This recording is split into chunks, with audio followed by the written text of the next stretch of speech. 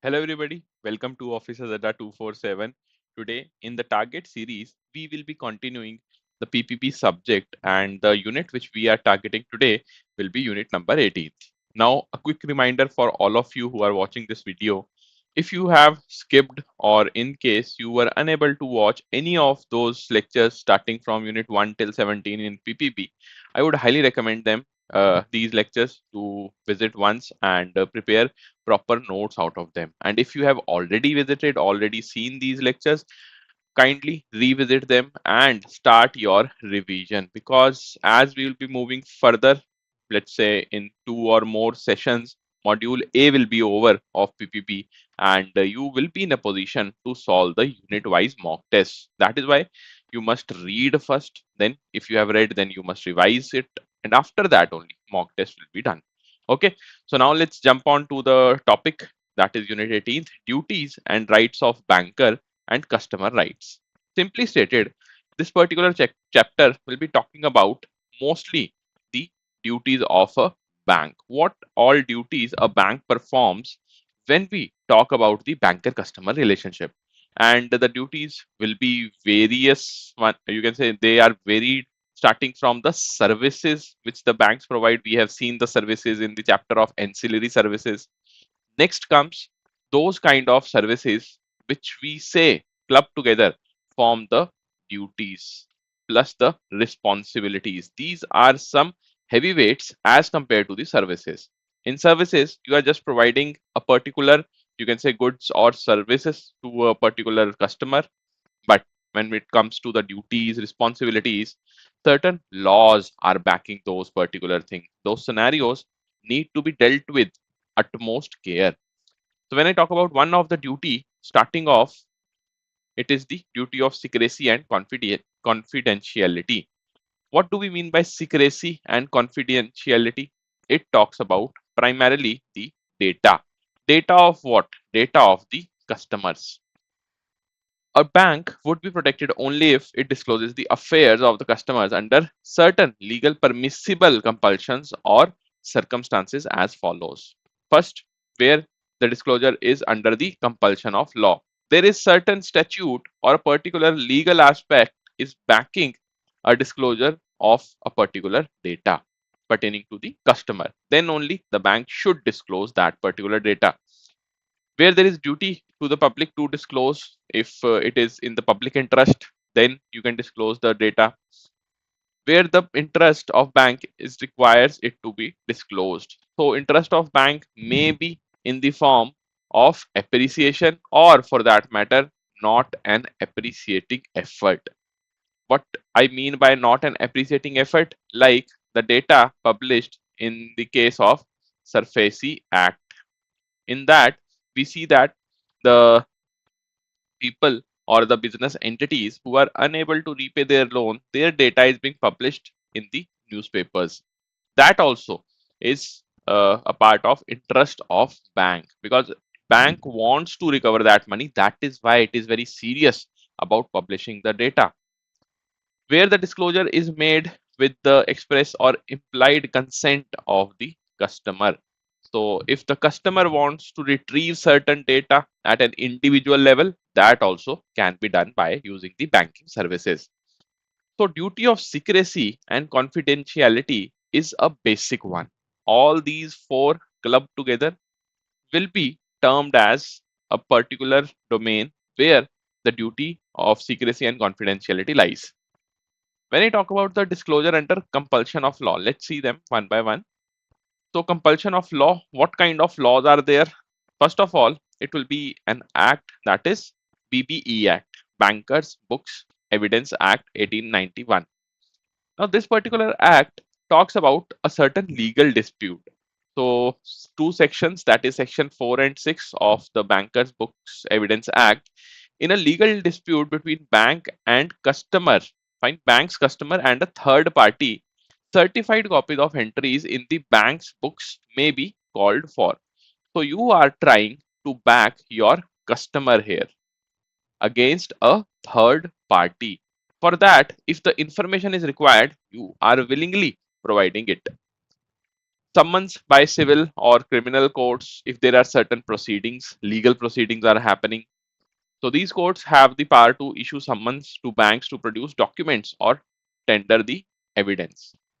If a particular case, let's suppose recovery case is there in a particular court, then the bank must oblige whatsoever information is being asked by these courts. Next, we talk about some other laws. Income Tax Act 1961. Here, the section 133 of the Income Tax Act may call for books of accounts or other documents from the banks. When we talk about the books of accounts or other documents, they are directly related to the customer's account. So just think in your mind and tell me whether such cases are pretty often in the banks that every customer the data will be asked or being retrieved by the income tax officials. Answer is no. Only those perpetrators who are having certain illegal activities going on in their accounts, they will be questioned by the income tax authorities, and indirectly income tax authority can provide a particular summon to the banks also that they need a specific information regarding a customer. Some other acts under the compulsion of law disclosure. The other relevant acts under the information can be called for from a banker are Companies Act, you have RBI Act 1934, and FEMA and Gifts Act. All these are the very, you can say, common acts under which information can be seeked by the respective authorities from banks. Now, once we talk about the duties of a particular bank, they are multifold, responsibilities are multifold, and all those laws which we have just seen, all those acts which we have seen, more or less, they are more than enough to cover entire gamut of services which the bank will provide by providing the information to those particular authorities. When it comes to providing services to a common man in India, we have a particular board that is known as Banking Codes and Standards Board of India. Short form, you must have heard it, BCSBI. That is how we know it normally, but the full form is Banking Codes and Standards Board of India. What was the reason why it was started, and right now when we talk about 2025, how relevant it is? All these things we'll be studying today. So in November 2003, RBI constituted the Committee on Procedures and Performance Audit of Public Services. So Committee on Procedures and Performance Audit of Public Services under the chairmanship of Shri S.S. Tarapur. So Tarapur Committee on you can say the Procedures and Performance Audit of Public Services was constituted by the RBI. Who was Sri Tarapur? He was the former deputy governor. And what was the aim of this particular committee? See, the name of committee is very important here. Committee on Procedures and Performance Audit of the Public Services. So the aim was to address the issues relating to availability of adequate banking services to common man. As I was telling you in the initial, you can say, part of this particular video, that one thing is services which the banks provide. But when we take these services very seriously and we want them to be implemented at grassroots level, more or less we talk about the responsibilities. Fine. They no longer remain a service, they become a responsibility. And BCSBI will ensure that these responsibilities are being taken care of very, very seriously. The committee recommended setting up Banking Codes and Standard Board of India (BCSBI) on the lines of Banking Codes and Standard Board functioning in UK. So you might have seen that in Indian economy and also other developing economies, we have taken certain you can say examples from the foreign or the developed nations and tried to implement them in our country because these models have worked in those countries and we want to aim for the efficient methods which are already going on in the developed countries. So if a question is being asked that BCSBI model has been uh, taken up by India from which of the following nation? So the correct answer will be UK, that is United Kingdom. What is the history of BCSBI? As you know that it is a registered entity. So the BCSBI was registered as a separate society under the Society Registration Act, the SRA 1860. You must remember the act under which the BCSBI has been registered. So Societies Registration Act 1860 and on which date? 18th Feb 2006. That is the date when it was registered. When we talk about the committee, it was set up in 2003. So it took roughly 2.5 years for the committee to give the final verdict and the formation of BCSBI happened. What is the main objective? It is to plan, evolve, prepare, develop, promote, and publish comprehensive codes and standards for the banks for providing for fair treatment to their customers. So fair treatment, that is the sole aim which is being ensured via BCSBI. Fair treatment includes everything.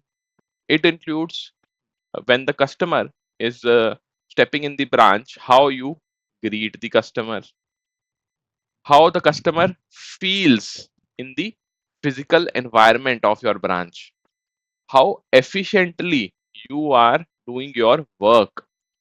Is there any complaint of the customer? If there is a complaint, how you are handling that particular complaint?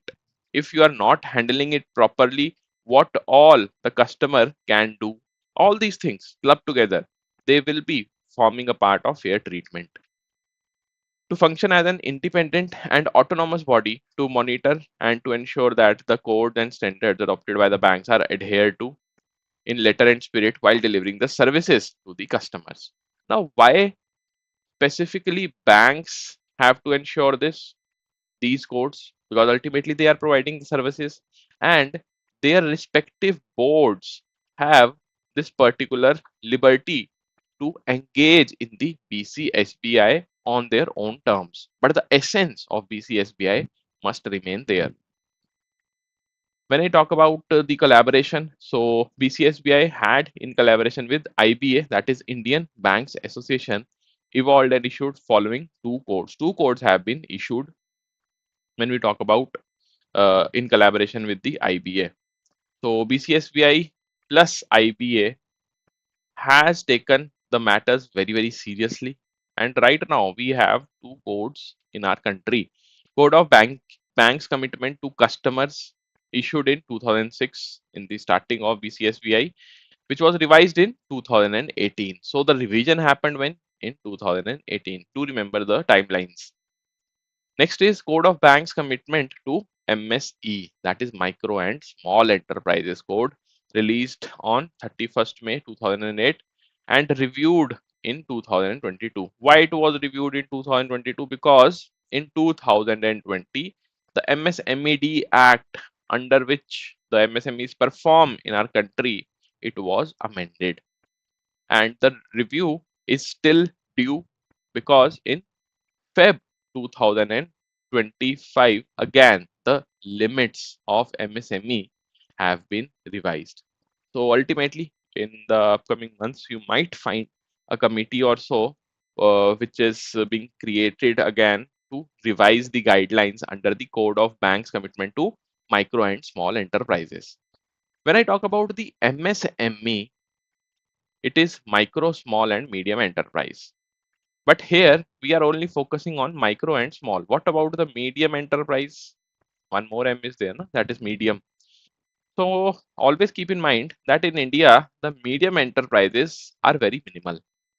Micro and small enterprises clubbed together, they form more than 97% of the MSME industry or the MSME enterprises in the country. So that's why special focus is there always on the micro and small enterprises.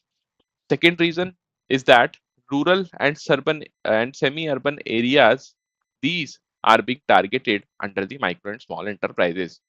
Urban areas, more or less, they do not have that much concentration of micro and small enterprises. And ultimately, when we talk about the last mile delivery or the financial inclusion, micro and small enterprises will be playing a huge role. So that's why a specific code is there, code of bank's commitment towards micro and small enterprises.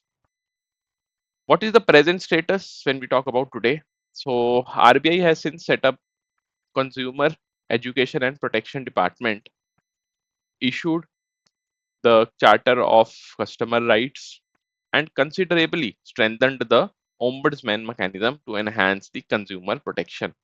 So, consumer protection is at the core. Always remember, whenever we are talking about BCSBI, it is not only about providing the right services, it is also having a bent of mind towards consumer protection.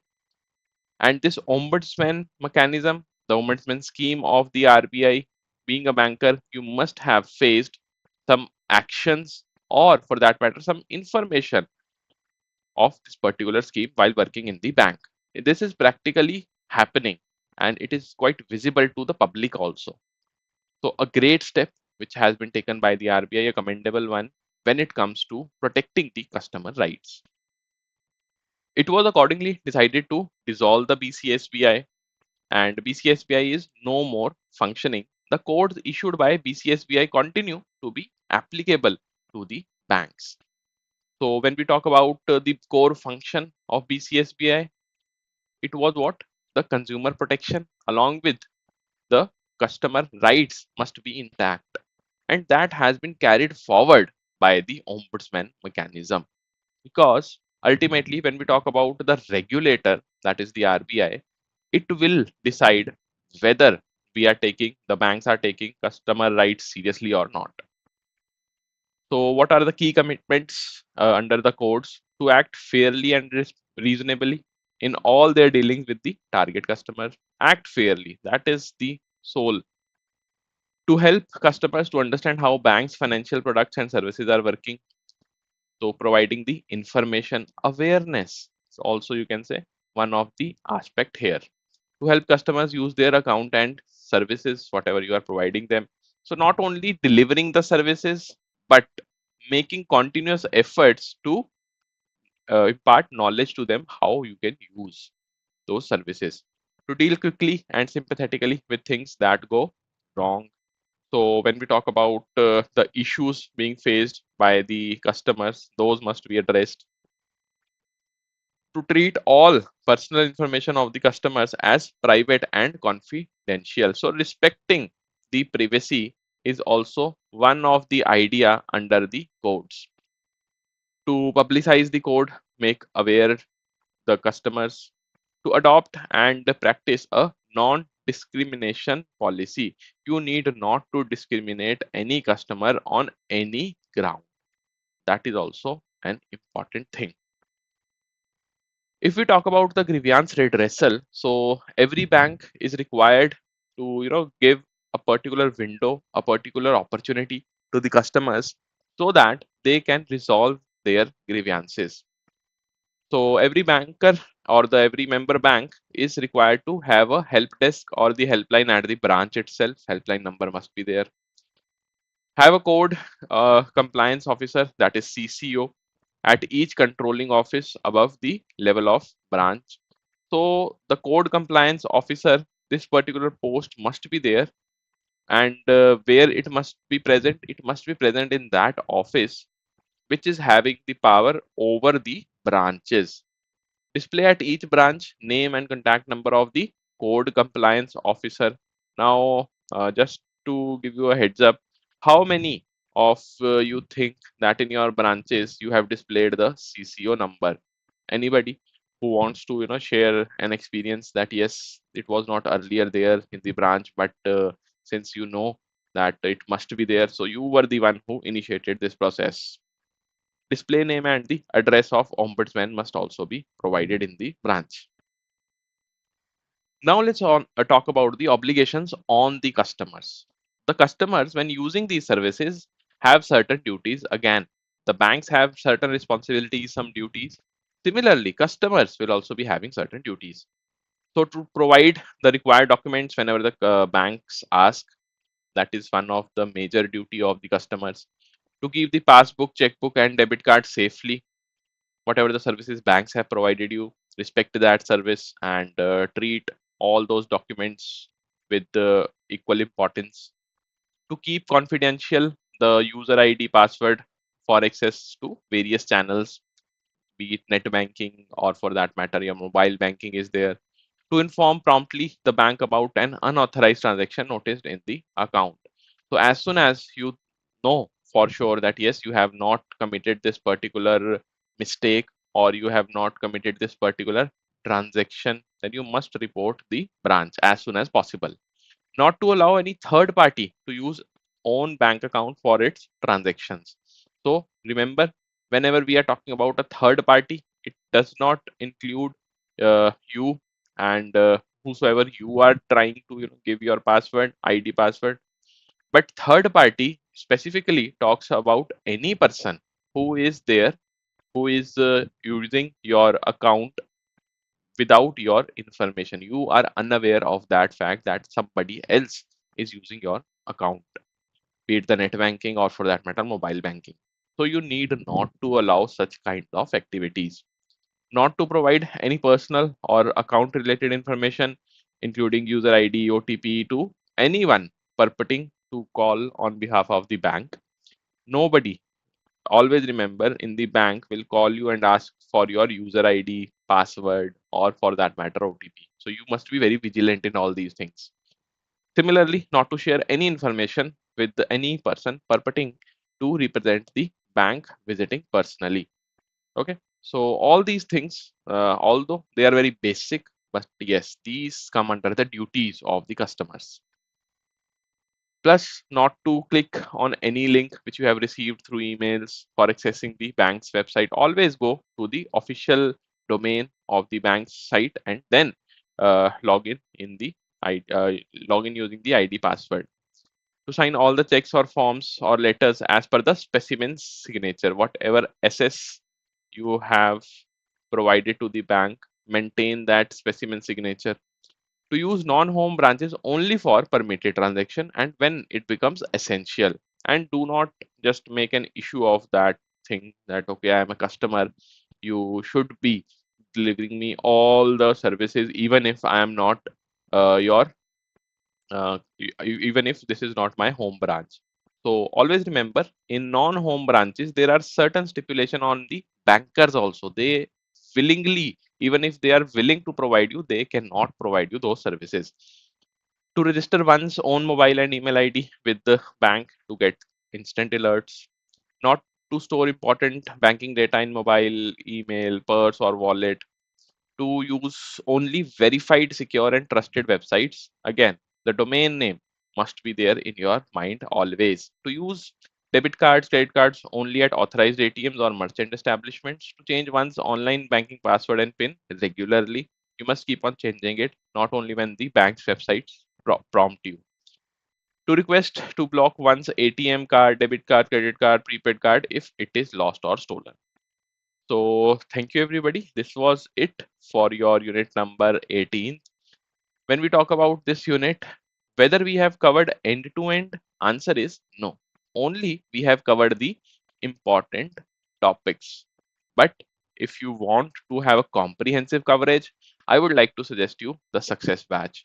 In this particular batch, you will be having 100 plus hours of online live classes plus the discussion, the level of discussion will be more as compared to the lectures which we are delivering on YouTube. Why? Because there 1 hour is dedicated to one class. So there you will find the same quality, but the expanse of discussion will be huge. We will be touching each and every topic of every unit in detail. So you will be getting online live classes which will be approximately of 1 hour. Along with that, the recording of those classes will be available in the portal. Plus 150 plus test series. You will be having the unit-wise mock test also, and ebooks. Ebooks very important for all of you who are serious to crack this exam. Once you have attended the lecture, plus you have revised from the PDF which we will be providing to you after the class is over, plus you have solved the MCQs based on that chapter, then you can directly jump on to these ebooks. But first step must be to learn, to attend these lectures. And once you have attended the entire lectures of this particular batch, you will be in a position to answer maximum questions. And the idea of scoring 60 plus marks will be a reality for all of you. How you can access this batch? There are two options in front of you. One, the Adda 247 application. You can go on the Play Store, or for that matter, on the App Store of Apple. There you can just type Adda 247, fill in your email ID or mobile phone, and you can directly access the course in the segment of JAIIB. So go to JAIIB, and you can directly access the course. Secondly, go to our website, which is again Adda247, and from there you can enroll in the success batch. We are also launching fresh batches regular basis. When we talk about the recent batch, it is in the name of increment batch. So if you want to have the things getting done from the scratch, so increment batch will be more suited for you. So according to your, you can say, bent of mind, how you want to learn, we have everything to offer for you. What you have to do, pick the best thing out of all those offerings which we are giving to you and start studying. That is the only thing which you need to do. And if you have any kind of doubt, in the video's description, you will find one phone number. You can directly call on that number and ask for n number of doubts. Our team is aligned specifically for your doubts. So do avail this opportunity. And for maximum discounts, you can apply one special coupon code, that is Y1003. This is the coupon code which you must apply if you want to avail the maximum discount. So for this session, let's keep the discussion till here. In the next class, we'll be covering the unit 19. Till then, if you have any doubt, do let me know in the comment section, and we'll meet in the upcoming sessions. Till then, goodbye, take care.